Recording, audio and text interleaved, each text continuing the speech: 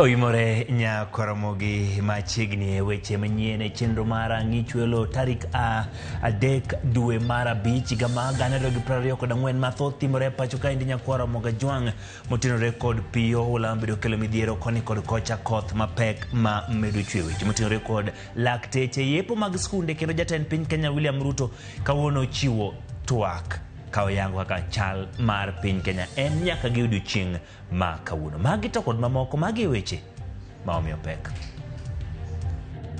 The Ministry of Education is directed to postpone the dates of reopening of all schools in the country for the second term until further notice. Yepo mar skunde ne tam mar 2 koro chwal nyime nyaka odiochieng' ma pod ok oyangi nikech koth kod oula.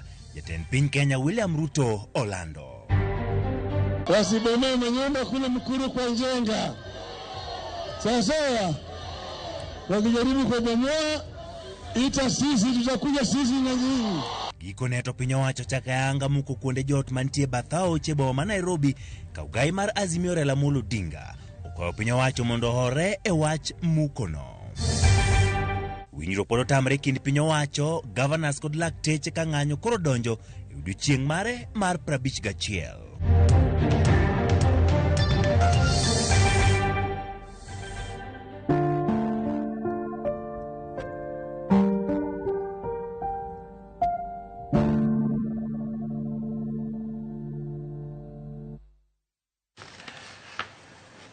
Erokamano Nyakoromogi kuom Ramogi TV odhiambo makawuono mondo miwami weche manyien e chenro mar ng'ichwelo. Nyinga Ochieng' Emmanuel, jaloko marwa en Elizabeth Otieno. Piny Kenya gi sani Nyakoromoga Jwang' pod dhi nyime kod rakruok kod midhiero mar oula mekelo kod koth mapek mamedo chwe gwenge mopogore opogore pacho kaendi. Piny owacho oselando chenro mopogore opogore mag temo kelo kony to bende kod mag temo golo odok e it jogo manyalo bedo ni pod ok ong'eyo kata yango makare midhiero makoth to kod oula nyalo kelo gi to kod kaka bende oganda nyalo bedo makare kinde ni makoth mapek medo chwe pacho kaendi. Odiochieng' manyoro kaluwore kod migao mochung'ne koro chal ma kor lwasi ne giyango nyaka tarik 6 dwe ni Nyakoromoga Jwang' koth mapek biro bedo ka chwe gwenge mopogore opogore. Bende okinyi ka wachiew to nitiere nonro mitimo kod migao mar arita kwe ma iye. Nitiere bende ler michiwo kod jogo makoro chal mar kor lwasi mondo mi in ibed kod ng'eyo kaka inyalo bedo makare kini to kod kwan ma bende nyalo bedo ni nitiere kotenore kod midhiero mosebede pacho kaendi kaluwore kod koth mapek machuok. Odiochieng' ma kawuono bende nitiere kwan manogol kod migao mochung'ne arita kwe ma iye. Gin kwan ma bende biro yango nwa kanyo kaka ne gin. Midhiero ma kamaendi lal moula osekelo nyaka odiochieng' ma kawuono. Iwacho ni ji te mosedo midhiero nyaka odiochieng' ma kawuono en 1,296,296. Nyoro odiochieng' manyoro mantiere kod thoe 188. Kata kamano kochopo odiochieng' ma kawuono kwan jogo makoro yang noseweto ngimagi gin ji 210. Matiende ni kwan omedore kuok 188 odiochieng' manyoro manyiso ni ji maromo 22 gin ma bende nyachako kwan kendo yang ni owito ngimagi chakre odiochieng' manyoro seche 24. Nitie jogo mosedo hinyruok gin ji maromo 125. Kwan omedore kuok odiochieng' manyoro kipimo Nyakoromoga Jwang'. Joma pok oyudi ne gin ji 90 nyoro nyaka gi sani pod gin ji 90 mimanyo miyo nyalo yang ni olal kata ndachgi pod ok one chakre koth mapek ne med nyachak chwe pacho kaendi e gwenge mopogore opogore man kaluwore kod migao mar arita kwe ma iye. Ka odhi nyime nitie nonro mamoko bende pod oket kanyo kotenore kod masira to kod lal mosebedoe kaluwore kod koth mapek mamedo chwe gwenge mopogore opogore. Anyuola mosedo midhiero gin anyuola 33,100. Mae kwan machal gi odiochieng' manyoro ma bende oneno ka kwan no ma bende oseyanga mag anyuola mosedo midhiero e Kenya mangima kuonde ma koth osebedo ka chwe kendo oula osemolo kendo ketho mwandu. Anyuola mosedo midhiero pod gin 33,100. Kwan ni chal gi odiochieng' manyoro pok omedore. Kwan joma osedo midhiero 165,500. Ma bende en kwan bende chal gi kwan manyoro Nyakoromoga Jwang' en mantiere kanya kaluwore kod nonro mosetim kod migao mar arita kwe ma iye. Skunde mosekethore pod gin 1,963. 7 mago kwan nyakwar Mgajwang' ma osegol kod migawo mar arita kwe ma iye. Par ni nyakwar Mgajwang' ma gin gik mitimo odiochieng' kod migawo mar arita kwe ma iye mondo mi in iwuon ibed makare. Nitiere gigo moselandi mondo mi kaka in jalno ma bende nitiere gwenge ma koth medo chwe mondo mi ibed akicha, nikech nitie kuonde ma losi enyoree, nitie kuonde ma bende wacho ni yawo ma bende osetimnegi nonro ni nyalo biro barore gin yawo 190 ma bende ne ogol chik mondo mi ne tim kamano. Omiyo ka nitiere alwora mari nitiere gik moseland mathoth, bedo makare, kik wawuoth e koth, kik wayor pi oula mopong', ka nitiere nyamburko kik ing'ad pi oula mamuomore kata masudo, ka in jalno bende kinde ma koth chwe kik ibuog e bwo yien kata kik iwuothi e pap, mano mani nono inyalo goyi kod polo kaachiel kod bende goyo milome kata mana yango ne jemponi nitiere gimoro manyalo kelo masira e kinde ni makoth mapek medo chwe go milome chon kendo kuwinjo kogol dhok to wakonyre mondo mwadhi e kuonde manyalo yudo reso. Omiyo mae gin chenro pod biro med gol kod migawo mar arita kwe odiochieng' kodiochieng' e kinde ma bende piny owacho keto chenro mopogore opogore mondo ni ngima ok olal kaachiel kod mwandu. Kadhi nyime ni yepo mar skunde tam mar 2 koro dok ok bitimore machiegni ka jatend piny Kenya William Ruto ne olando ni ondam makamayo ka okalure kod koth mapek kod oula ma pod okwako gwenge mathoth. Tend skunde mag jopuonjre magi oseyepo bende omi chik mondo kik duok jopuonjre makamago pacho. Ponono jatend piny bende ogolo chik ne migawo mar omenda mondo ketenge omenda moromo e kedo gi midhiero mag koth kod oula. Chris Owino nigi ler. E ranyisi makende mar midhiero maduong' mokwako pacho kae kaluwore gi koth mapek madhi nyime kod chwe, jatend piny William Ruto ochwalo nyime yepo mag skunde duto e tam mar 2 nyaka tarik ma ok ong'ere. The Ministry of Education is directed to postpone the dates of reopening of all schools in the country for the second term until further notice. Magi timore kinde ma jatend migawo mar somo Ezekiel Machogu ochiko board matayo skunde mondo bed karomo kinde ka kinde kendo chwalo report e wi chal mar skunde gi ne board mag somo e kaunti magi. Board mag somo bende omi nyaka tarik 10 dwe mar 5 higani mar chwalo report margi e wi chal mag skunde e gwenge gi ne jatend migawo mar somo. E wi jopuonjre mane oseyawo skunde gi, Machogu ogolo chik ne tend skunde go mondo kik duok pacho jopuonjre makamago mak mana ka ngima gi ne kama ng'aw e skunde go. Sadly, we have not seen the last of this perilous period as the situation is expected to escalate. Meteorological reports paint a dire picture.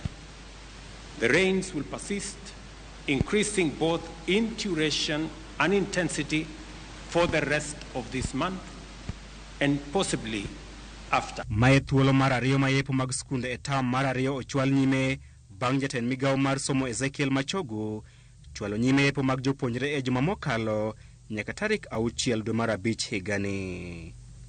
E komachielo, jatend piny ogolo chik ne jo od bura mondo ket bath omenda mag dongruok mar NGCDF e gero skunde ma pi oula oketho e gwenge gi. Members of Parliament are requested to reorganize the CDF allocations to prioritize reconstruction of school infrastructure that has been damaged as a result of the floods ravaging the country. E okenge marakore aching kod midhiero mag koth kod oula, Ruto omiyo migawo mar omenda chik mar keto tenge omenda moromo e kedo gi midhiero ma okel kod koth kaachiel gi oula. The Treasury has been directed to provide adequate resources and work with other development partners to provide for the purchase and supply of food, medical, and other non-food items. The ministry responsible for special programs is directed to work with development partners and relevant humanitarian organizations to mobilize adequate food and non-food supplies to support all affected persons in every part of the country. Kakayo mar konyo jopiny kaluwore gi tuoche ma inyalo kelo kod muomruok mar pi mochido, migawo mar thieth omiting mar tiyo kod riwruok mar thieth e piny mangima WHO, bad migawo mar Kenya Red Cross kod riwruoge mamoko e manyo omenda moromo mar miyo jopiny yedhe kod weche mag thieth. The Ministry of Health is directed to work with development partners, including the World Health Organization, AMREF, Red Cross, UNHCR, World Food Programme, and other relevant humanitarian agencies to mobilize resources and logistical support to avail essential drugs, food, and other medical supplies to those affected. Jatend piny bende omiyo migawo mar arita chik mar daro joma odak machiegni kod aoche e buore Nairobi kochopo odhiambo ma kawuono. Kuom thuolo mar ariyo biro chuno jopuonjre mondo obed pacho kalore kod midhiero mar koth madhi nyime kod chwe e pacho kae mabiro kalore kod lendo ma ogol kod jatend piny William Ruto. Chris Owino, Ramogi TV, State House, Nairobi. Erokamano Chris Owino kuom report machal kamano kuke kar jot ma jatend piny kotenore kod weche mag koth mapek mamedo chwe to kod chik mogol ne kidienje mopogore opogore. Chenro mag daro ji ma odak e bath aoche ochakore kawuono e boma ma Nairobi. Chenro no ne otimore kadak ma Mkuru kwa Njenga kama bedo gai mar Azimio Raila Amolo Odinga oseo piny owacho kwacho ni chenro no rocho ratiro mag oganda. Cleophas Oluoch nigi ler. Odiochieng' achiel kende tok sirkal golo milome mar daro oganda modak e geng aoche. Kawuono ne en ywak gi muodo lak. Niko na uchungu, si unipe hata fare niende nayo nyumbani. Sasa unaniambia utanipea nikisonga na ukosa kunipea. Eti ninajua ofisi hii serikali yake mbona mnatufanyia hivi. Na sisi ndio tulipigia kura. Chenro no nochakore kaunti ma Nairobi kama ji modak e alwora mag aoche kaka Ngong, Mathare kod Nairobi Rivers moko kuomgi ne ochak dar kawuono. Isabella Mogeni, jadak ma Mkuru kwa Ruben, ne uwok timo tijege kendo ochopo yudo buok makende. Nimekuja nimepata kwangu kumepomolewa. Hata sitatoka nangu hata kiatu sina. Birth certificate za watoto wangu simechanganyikiwa huku ndani, wameharibu kila kitu. Hata sijui niende wapi, hata sina mahali pa kulala leo. Si wangetuacha hata tuame. Wangetupea notice, hawangetutoa hivyo bila kutupea notice. Na nyinyi ni wanadamu. Hata nyinyi mnabumua bila tunabumua. Msiwe mnafanya hivyo Ruto. Ruto ukifanya hivyo hata wewe Mungu atakuona tu na atakulipisha. Ywak pod medore ni ne gichom kanye gi nyithindegi to ula pod dhi nyime. Saa hii ukituambia tuame saa hii tuende, hatuna mahali tunaenda, hatuna pesa. Biashara ambayo tulikuwa tunafanya saa hii tumebomolewa, siko chini. Hakuna kitu, yani mahali unaweza sema hata chakula yenye unaweza toa upe mtoto wako. Ekindego ogai mar Azimio Raila Odinga ne otelo e nyasi mar pogo chiemo kod mwandu mopogore opogore ne jogo mane midhiero mar oula oyudo. Odinga ma osebedo ka oling' e seyo sirkal ne onyiedhore lela kendo kwedo chenro mag muko madhi nyime Mkuru kwa Ruben. Odinga wacho ni sirkal ne okoikore ne midhiero mar oula. Lakini hao watu walikuwa hawajapanga mpango. Walijua hii mvua itaendelea kunyesha, maji itakuwa mengi zaidi, mito zitajaa. Lakini hakuna hatua ambao walichukua ya kidharura. Kazi yao ni kupiga kifua hapa na pale na kutoa onyo peke yake. Sasa sisi tuliwaambia hao kwamba tangazeni hali ya hatari. Tangazeni hali ya hatari. Semeni kwamba hii mambo ya mafuriko is a national disaster. Odinga oseyo sirkal kuom rem daro jopiny kuonde mag dak ka osingo ni kata ng'anyo biro bedo e wi chenro no. Wasibomee manyumba kule Mkuru kwa Njenga. Sasa wakijaribu kubomoa, ita sisi tutakuja sisi na nyinyi. Sisi kama Azimio tuko na suluhisho. Hatungekuwa na shida hii kama Azimio ingekuwa kwa serikali. Sasa lakini kuna wale wengine kama Bwana Linturi ndio kwa serikali. Kuna wale wengine ambao wanayomba hapa na pale, mnawajua. Si mnawajua hao watu? Muko makamago bende ne oteme kar dak ma Kiamaiko e kaunti ma Nairobi. Muko ne en chik manogol ma igeto kanyo ni dhi reso ngima jopiny kaluwore kod koth mapek mamedo chwe pacho ka. Koth machwe osekelo lal ne oganda mathoth e Kenya, ka nyaka sani ji maromo 210 osewito ngimagi. Jopiny idaro, mine kod nyithindo ywak. Ikruok ne otim makare adieri e chenro ni mar dar. Ka koro sani odargi, gidhi kure? Cleophas Oluoch, Ramogi TV, Nairobi. Erokamano Cleophas Oluoch kuom report machal kamano kod chenro madhi nyime. Kadhi nyime oganda modak machiegni gi yewni 178 e pacho ka. Onyis mondo dar kaluwore ni yawogo osepong' kendo chako puko pi gino maketo ngima oganda kama ng'aw. E oboke ne utefuambo odhiambo manyoro piny owacho golo listi mag yewni mantiere counties 33 ma pacho ka ma kidek ywero oganda kaluwore ni thothgi osepong'. E kaunti ma Nairobi yawo mopong' kendo momuoch nyalo kelo midhiero ne jopiny koting'o kar kunyo kuoyo ma kwa Kirima, Njiru, Angeria mayudore kadak ma Njiru, kadak ma Embakasi. Kadak ma Embakasi kar kunyo mojuang moro bende oket e Nyong'ong, ka kadak ma Westlands yawo makangemi bende yangore ni opong'. Kasarani bende nitiere moko mopong' kendo nyalo kelo masira ne jopiny poni gi mukore kata gi barore.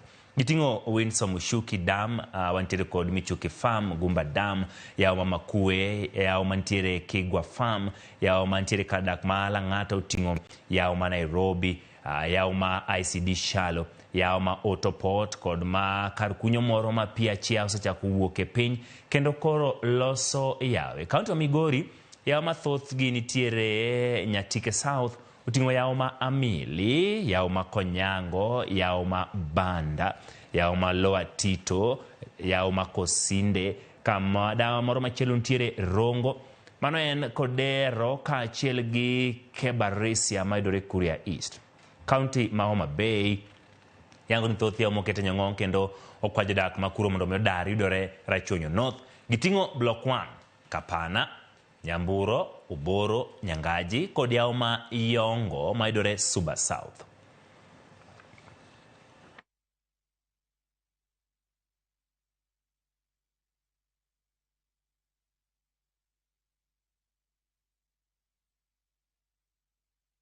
Ekora magikora geno ni nitiere gi ng'eyo mar yawo mago manyalo bedo ni nyalo pong' e alwora mari. Kiwinjo nying yawo moro amora moyang kanyo kata minene wang' jowi mari ka intiere alworano, kinde en mar mondo mi ichak bedo motang' kendo makare. Kinyalo ringo mondo mi iresri kata isud mabor kod midhiero manyalo bedo to isudi e kinde machon mondo mi wares mwandu kaachiel kod ngima. Kadhi nyime sirikal oketo tenge kuonde jot ma adundo maromo 115 ne jopiny ma olo daro e miechgi e kaunti 19. Kembego ma nyaka sani gin kuonde dak ne jopiny maromo 27,586. Piny owacho bende ochwalo kony mopogore opogore ne anyuola ma olo daro kaka chiemo mag ochele kod oganda maromo kilo 336 ne kauntis kaka Busia, Kisumu, Machakos, Nairobi, Nakuru kod Murang'a. Kaluwore kod piny owacho, chiemo kod mwandu mamoko manyalo konyo ji ma midhiero noyudo pod dwarore e kauntis buora kamoting'o Garissa, Kiambu, Migori, Narok, Kajiado, wantiere kod West Pokot, Nyeri, Siaya, Nyandarua, Kirinyaga kod Tana River. Yangore ni kuonde ma koth osedok piny, chenro mag gedo dhi chakore e giko dweni. Gin mago mayudore nyandwat mar Kenya kaka Isiolo, Wajir, Mandera, Garissa kod mamoko kaka Taita Taveta, Kitui gi Tana River. Chenrogo dhi ting'o gedo mag skunde, apeini, lai mag pi e kind mamoko. Jopiny maromo 1,196 oseyangi ni yudo midhiero mar oula e piny Kenya ka ji 210 oseto ngimagi. Ji 125 osedo hinyruok kaluwore gi midhiero ma oula osekelo ka nyaka sani. Piny owacho pod yango ni jopiny maromo 90 pod oula olal kendo pod ok oyangi ni gin kanye. Anyuola maromo 33,100 osedar kaluwore gi oula moting'o ji 165,500. Skunde maromo 1,967 oseyudo lal kaluwore gi kethruok mag mwandugi. Kadhi nyime nyakwara Mgajwang' e weche ma chal kod pi oula mopong' en ni nyithindo ema nohinyore ahinya e masira mar oula ma Mai Mahiu manyaka sani osenego ji 52 kaluwore kod ote mowuok e kar jot ma jatend piny. Kuom ringre 52 moseyudi, nyithindo gin 28 ka chenro mar reso oganda odonjo e odiechieng' mar 5 ka geno mar yudo jomoko kawuono koro duono ma biro e kinde ma migawo mar pi ochako chenro mar nono yawo duto madito ka lipot yango ni thothgi opong' ma oholo. Kane loso skul sekondar Mangewa tok limo joma notonyo masira mar Mai Mahiu, Njeru osingo ni piny owacho biro chiwo kony ne jogo duto molo daro. Nyakwara Mgajwang' lipot motenore kod mano. Wamiyi mana tok kawo yo matin kik idhi mabor, pod wantiere kod mathoth ma waikoni.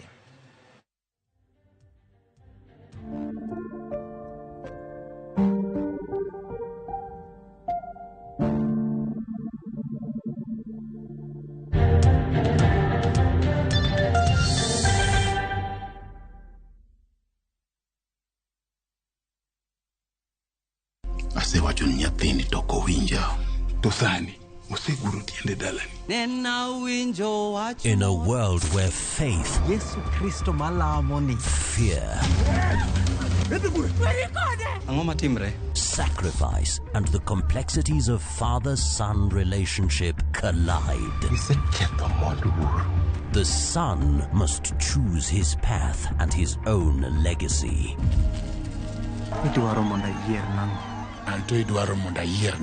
Watch this emotional and riveting story of Dennis in Where the River Divides.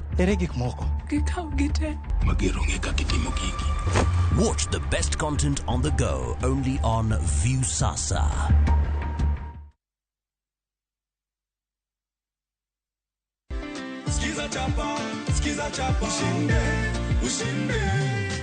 Jina lako hili? Majina kamili? Kiwango cha hela? 50. 50,000. Mpe ndonge, inaitwa ndonge. Tunakupa na zawadi. Kadhongi. Asante sana, Robai Achimba. Nashukuru sana.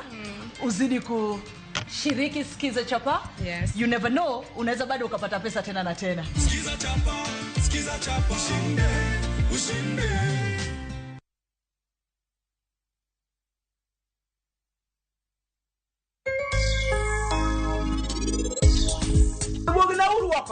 Bingeni kakunuka kaka mama wachunyeracho. Utapata vitakali. Okujo gowi, jagowi.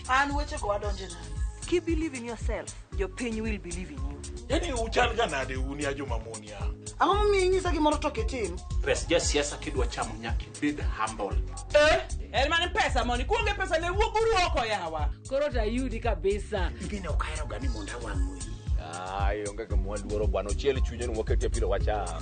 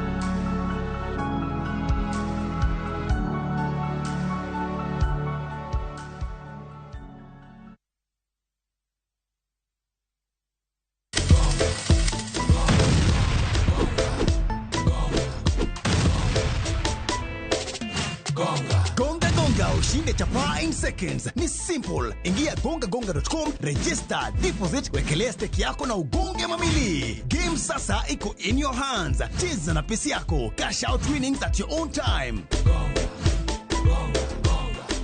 Gonga ushinde sasa. Hairuhusiwi kwa walio chini ya miaka 18. Imesajiliwa na BCLB number 359. Gonga.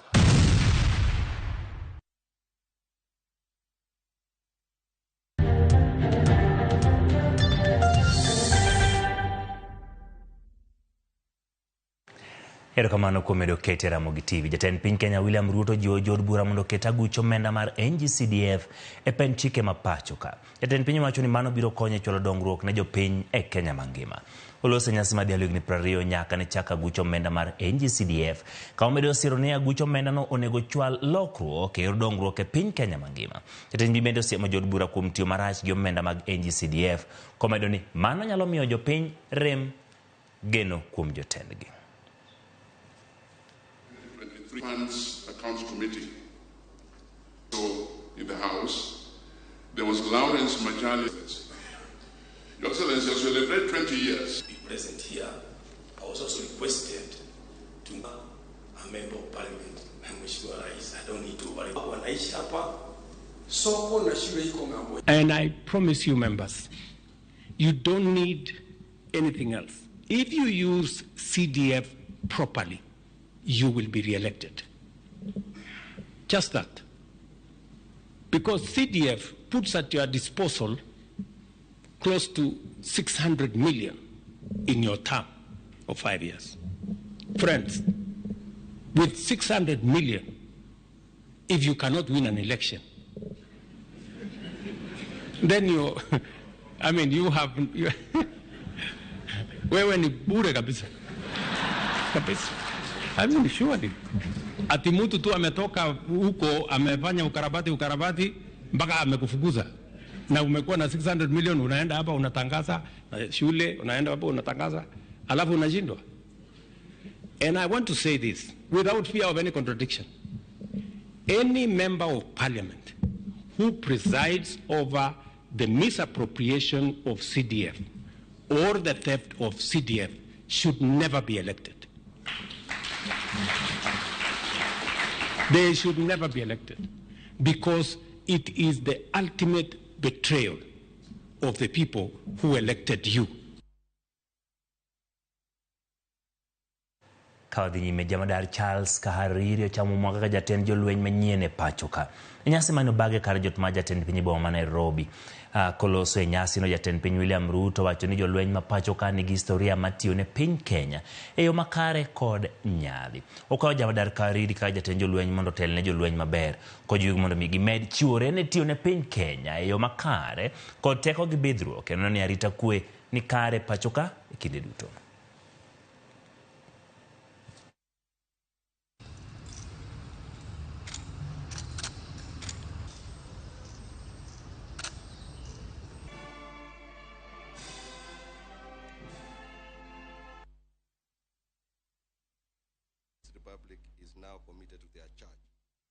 I, Charles Mreu Kahariri, Chief of the Kenya Defence Forces, do swear in the name of the Almighty God that I will be faithful and bear true allegiance to the Republic of Kenya and to the President as Commander-in-Chief of the Kenya Defence Forces, that I will obey, preserve, protect and defend this Constitution of Kenya and all laws of the Republic.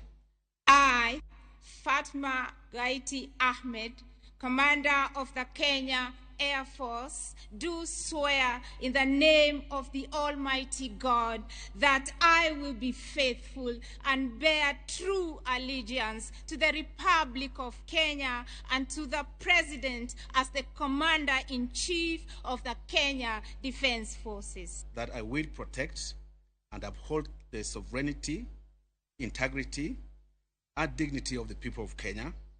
That I will diligently serve the people. We're going to have a conversation on how KDF is going to lead the other security agencies in managing the serious environmental and climate change situation that we face as a country at this moment. Congratulations, my very best wishes. You have our support and you have our prayers. Kawadhi nyime. Riwruok ma joma mine maendeleo ya wanawake opuoyo jatend piny Kenya William Ruto kumedo lemo Fatma Gaiti kaka kamanda ma jolweny mokwongo mamiyo. Giwacho ni okang' no nyiso ni piny Kenya osego okang' e neno ni mine oyudo lemo mamalo e telo ma pacho ka. Jakom mar riwruogno Rahab Muiu kata kamano okwayo joma mine moyudo lemogo mondo ti kodgi makare e bero ngima jopiny. We thank the President most sincerely for finding his feet to give us Mama Fatma Gaiti Ahmed as the first woman commander in the Kenya Air Force. Thank you, sir, and to our sister General, Major General, congratulations, and may you walk that journey with grace. And we thank the current president because he's given us, I think, 6 cabinet and advisors. They are about 10. And we have like 15 PSS. So the number has been increasing progressively. And therefore, when then we get to that level of a commander in one of our forces, we have the Army, we have the Navy, and we have the Air Force. Surely, it is such a milestone for the women of Kenya. It is a big thing, and we are grateful to Mama Gaiti, Major General, and it is nice to just see a woman just salute there at that level. Kawadhi nyime en Sergeant Cliffons Omondi ma en achiel kuom apisa mag lweny mane owito ngimagi e masira mar kalapapla nokete kare mogik mayweyo. Omondi ne oyike dala gi Alego Kaugage kaunti ma Siaya, nyasi ma bende jagoro maonge yore migawo mar arita Raymond Omolo ne oyuore. Omondi jarit ma Jamadar Francis Ogola mabende na owito ngimane masira makamano. Wede kod osiepe ne otimo nendo Omondi kaka jago mane jaratiro kendo ne ohero kwe.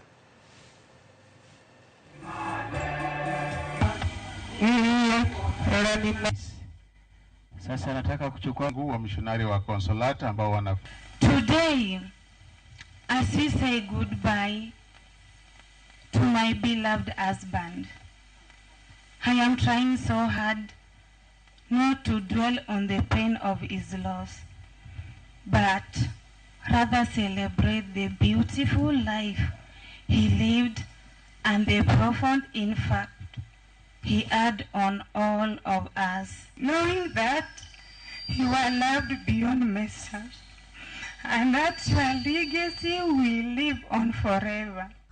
We are united in grief and gratitude for the dedication, bravery, selflessness for those who lost their lives, including Sergeant Cliff Omondi, as has been eulogized by the family and friends.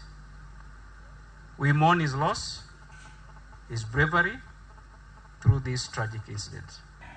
En lal maduong ne Uganda. We've been able to bury the best of our sons. Actually, in the military ranks, the top that you can ever find. And kawuono kendo wachakwa iko sergeant. Umione anyuola mara sergeant atimo mos kabisa. Kadhi weche mang'anyo mag lakteche en winjruok to kod ng'ado guok pod otamore yo mar tieko ng'anyo ma lakteche pachoka. Ng'anyo ma koro nitie odiechienge ma 51 igeno ni nyalo rumo tok piny owacho kod riwruok ma lakteche Kenya Medical Pharmacist and Dentist Union bedo kod romo odhiambo ma kawuono.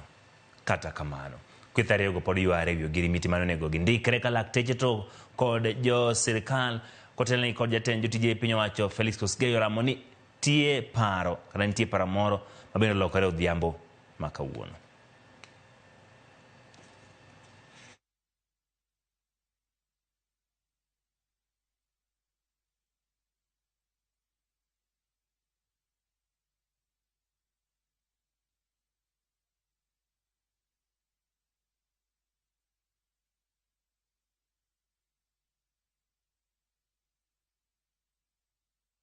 Kawere gi weche mang'anyo ma lakteche odhi e kaunti ma Migori, MCA Makaler Thomas Akungo mano yier kaka spika ma kojolo od bura ma Migori olando ni ogwe tao kendo lemo no weyo ne jalup spika Matthews Chacha.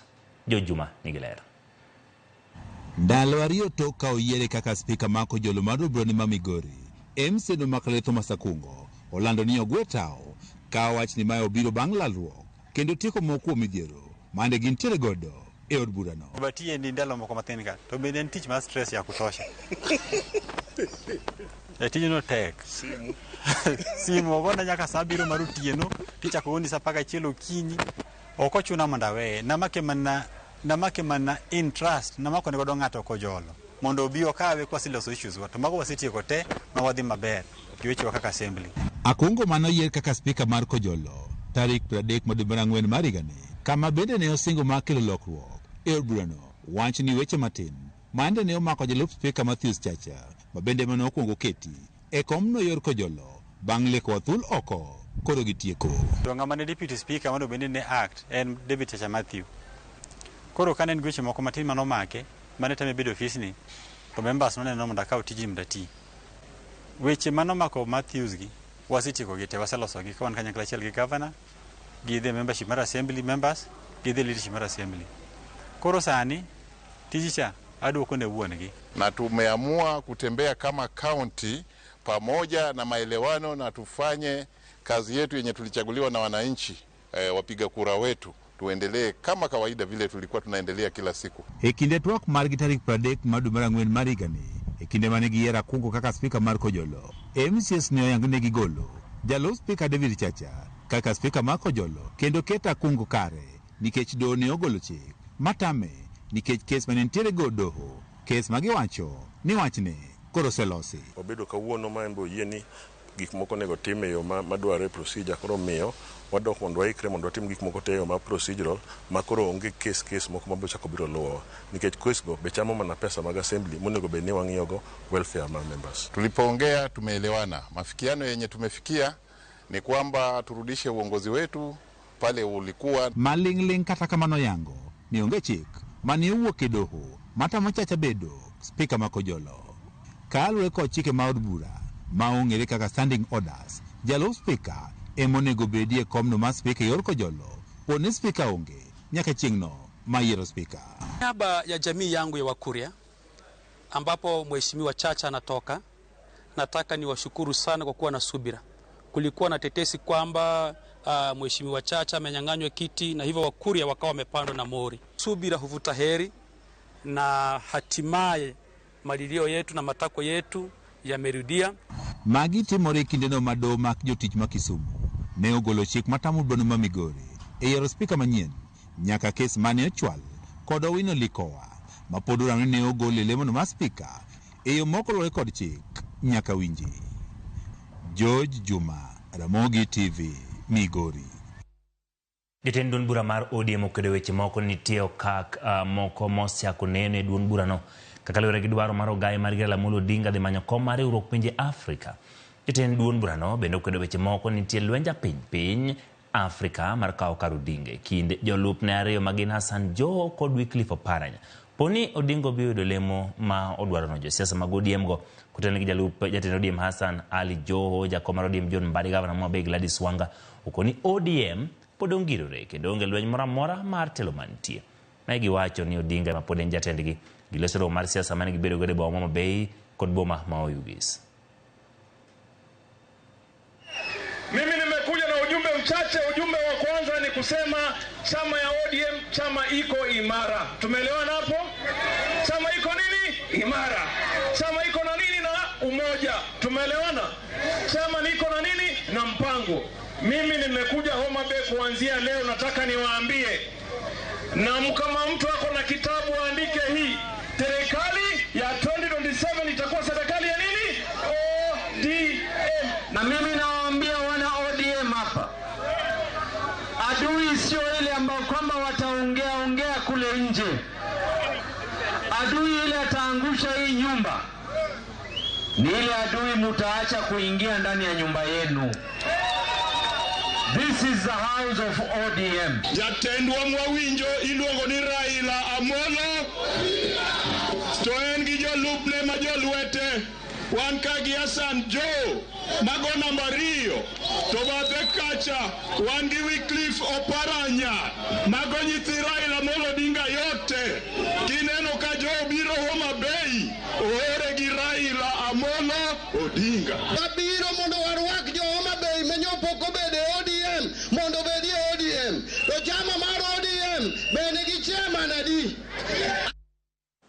Kadhi nyime jofwambo e pacho kae ne wuok oko mar ringo odiechieng' ma joratiro mag tije fwambo mong'ere kaka World Press Freedom Day ma ne nikod thor wach mar fwambo e kinde chandruok ne alwora. E kaunti ma Meru, riwruok mar jofwambo mong'ere kaka Meru Press Club ne okelo kanyakla jokanye sekta mar rito alwora e twak ewi tij fwambo e rito alwora ka jofwambo koro dwaro mondo okene jopiny yore mag rito alwora. Ka jofwambo e kaunti ma Bungoma otelne kod jakom margi Eric Lumbadsi ojiwo jopiny e weche rito alwora mar chopo thor wach margi e ringo odiechieng' ratiro e tije fwambo.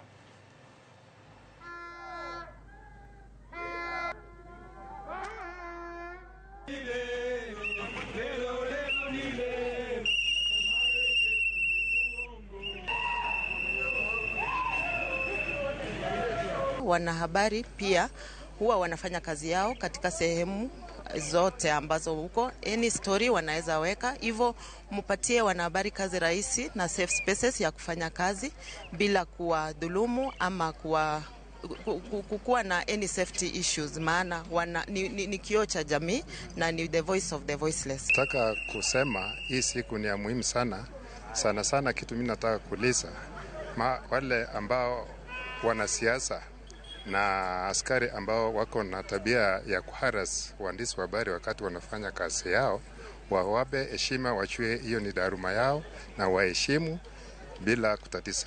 Na kulingana na kauli mbiu ya siku hii ya leo ni kuhusiana na swala nzima la mazingira, na tunapoangazia swala la mazingira, sisi kama wanahabari tuna lile jukumu tu la kuweza kuhakikisha umma unaweza kufahamu na kuweza tathmini kwa karibu tu kuhusiana na masuala ya mazingira pale mashinani. Tunaangalia jinsi sisi kama wanahabari tunaweza kusaidia ama kufanya kazi na kuandika na kuangazia habari ambazo zitasaidia mazingira yetu kuimarika, na pia kuleta policy ambazo zitaweza kuimarisha mazingira yetu na kulinda yale ambayo kile ambacho tuko nacho kama nchi.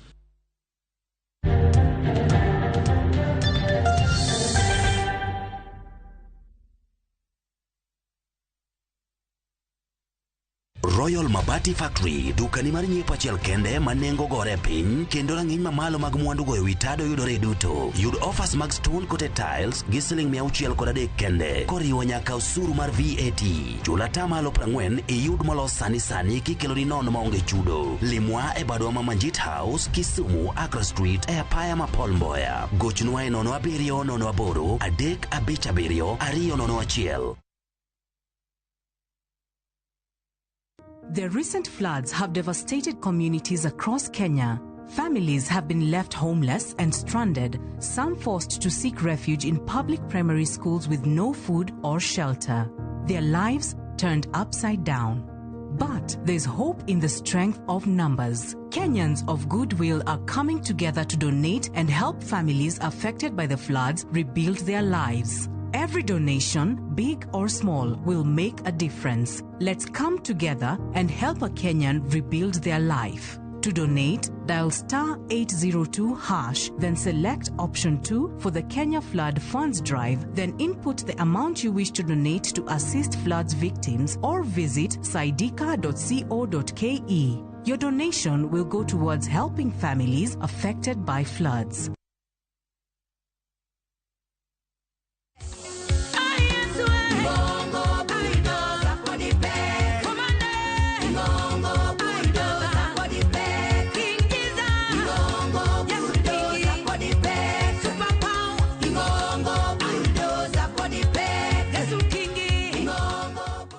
Dial *487*3# to get this song.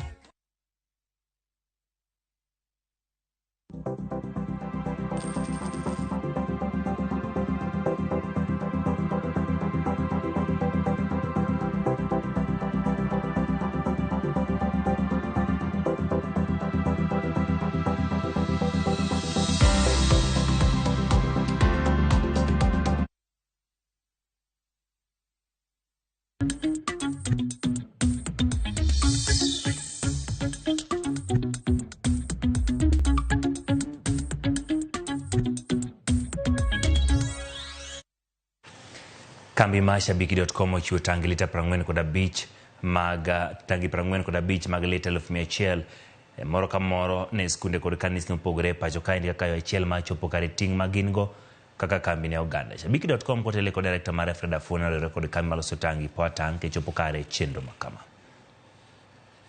Kinde ma pod koth chwe kendo medo kelo lal ne Uganda, Shabiki.com komakore kod kambi mar Poa Tank nokawo okang' mar konyo jopiny e yor kano pi kaka achiel kuom yor bedo gi ikruok ne kinde mag oro. Tengni maromo 80 ne ochiw ayanga kod director mar Shabiki Freda Fune, jatatije mar Poa Tank Raju Patel kod jakom mar BCLB Jen Kamawe kar dak ma Mlolongo mabiro konyo sikunde mayudore kaunti 17 e pacho kae. Kalure gi director mar Shabiki Freda Fune, en gima kare mondo ji duto yud pi maler kendo kang' makama no yango ni biro keto ngima makare ne ji manie alwora no to moloyo ni nyaka nyithi sikul. Clean and safe drinking water is a fundamental right that every child should have access to, and we believe that it is crucial for us to support communities that we do business in. We are not only ensuring that students have access to clean drinking water, but also encouraging a healthier and more productive learning environment. We understand the importance of giving back to community, and this initiative aligns with our values of making a positive impact beyond just our business. Jatatije mar Poatang Raju Patel kod jakom mar BCLB Jen Kamau bende korgi owacho ni gin gi yie ni okang' ma kamae ema piny Kenya dwaro e kindegi ma koth medo kelo ula mager manyaka sani osekawo ngima ji kod chiaye modhuro.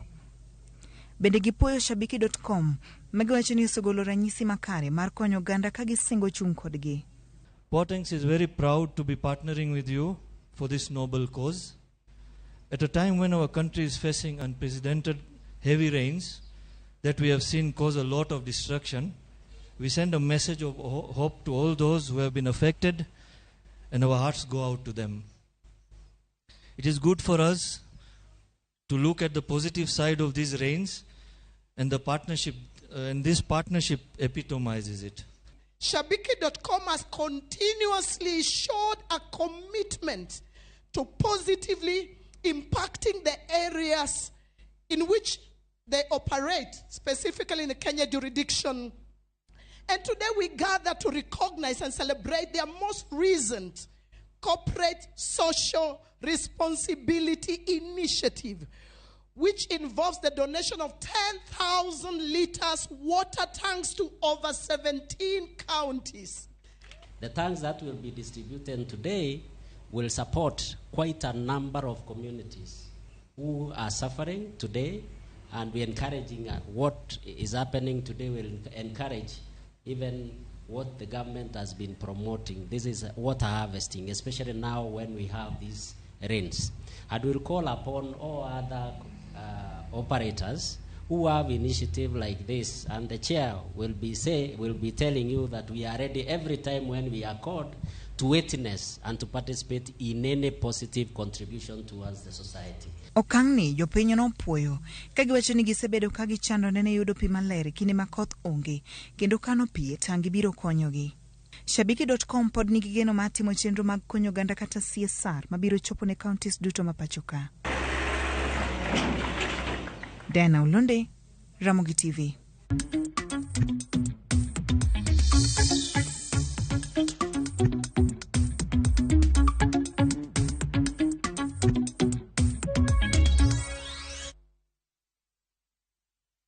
Koromo giro kamano kuom bedo koda e chakruok nyaka giko e chenro mar Ang'ich Welo. Wachako tim kama endi koromo saa 3 mar otieno chenro mar Oimore. Nyinga Ochieng' Emmanuel, jaloko marwa ne en Elizabeth Oti.